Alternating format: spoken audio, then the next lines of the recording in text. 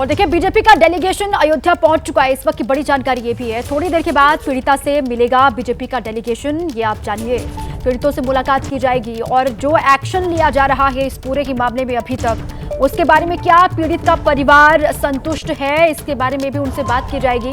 BJP का delegation Ayodhya पहुंच गया है और वहां पर थोड़ी ही देर के बाद कहा जा रहा है कि पीड़िता से डेलीगेशन मुलाकात करेगा, पीड़िता से मिलेगा। तो इस पूरे की मामले को लेकर किस तरीके से सियासत और सियासत के बीच में बीजेपी का डेलीगेशन वहां पर पहुंच चुका है। संजय त्रिपाठी मेरे साथ लगातार बने हुए हैं, जो इस खबर को लगातार ट्रैक भी कर रहे हैं। संजय, वहां पर मुलाकात कितनी देर में होगी? और पवन पांडे से जो आपने बात की वो भी दर्शकों ने सुनी, डीएनए और नार्को टेस्ट की, एक बार फिर से वही बात रिपीट करते हुए पवन पांडे।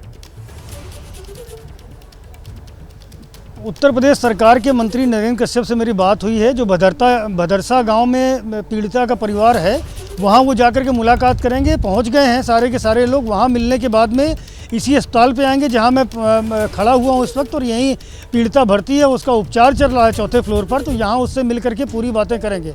और जैसा कि आपने जिक्र किया पवन पांडे का, तो पवन पांडे लगातार नार्को टेस्ट और डीएनए टेस्ट की बात कर रहे हैं। पवन पांडे का ये बड़ा आरोप है कि जानबूझ करके, चूँकि मुस्लिम व्यक्ति है आरोपी और साथ ही साथ वो समाजवादी पार्टी से जुड़ा हुआ है, ऐसे में जानबूझ करके पुलिस प्रशासन और पूरी सरकार उसको फंसाने पर आमादा है। ये गंभीर आरोप लगा रहे हैं। हालांकि कल डिप्टी सीएम केशव प्रसाद मौर्य ने कहा था कि जब भी किसी मुस्लिम का नाम आता है तो समाजवादी पार्टी का सैफई परिवार पूरा उसके पक्ष में खड़ा हो जाता है।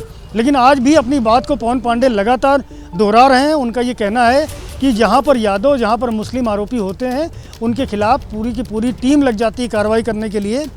उन्होंने कई सारी घटनाओं का जिक्र किया, कई सारे मामलों का जिक्र किया और ये पूछा कि क्या इन पर भी बुलडोजर चलेगा, क्या इनके खिलाफ भी वैसी ही सख्त कार्रवाई होगी जैसी मोहित खान के मामले में हो रही है। ये भी उनका तर्क है कि इस मामले की डीएनए जांच की जाए और अगर मोहित खान आरोपी निकलता है तो उसको फांसी पर चढ़ा दिया जाए, लेकिन पूरे मामले की जांच होनी चाहिए। ये मांग लगातार पवन पांडे कर रहे हैं। हालांकि नार्को टेस्ट की जो उन्होंने बात की है, तो निश्चित रूप से जो नार्को टेस्ट की वो मांग कर रहे हैं वो पीड़िता का नार्को टेस्ट होगा।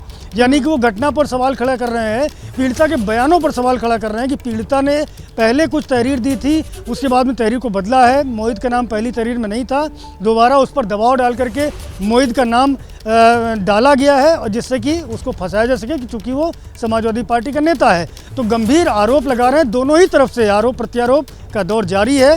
राजनीति पूरे विषय में, पूरे मसले पर लगातार हो रही है। बहरहाल डेलीगेशन आ चुका है, डेलीगेशन समझेगा कि ये घटना कितनी गंभीर है और जो अब तक कार्रवाई हुई है उसको लेकर के पीड़ित परिवार संतुष्ट है या नहीं। जो जघन्य अपराध हुआ कि पीड़िता के साथ, उसी को सीधे सीधे नकारते हुए पवन पांडे और सवाल खड़े करते हुए संजय आप रहे हमारे साथ।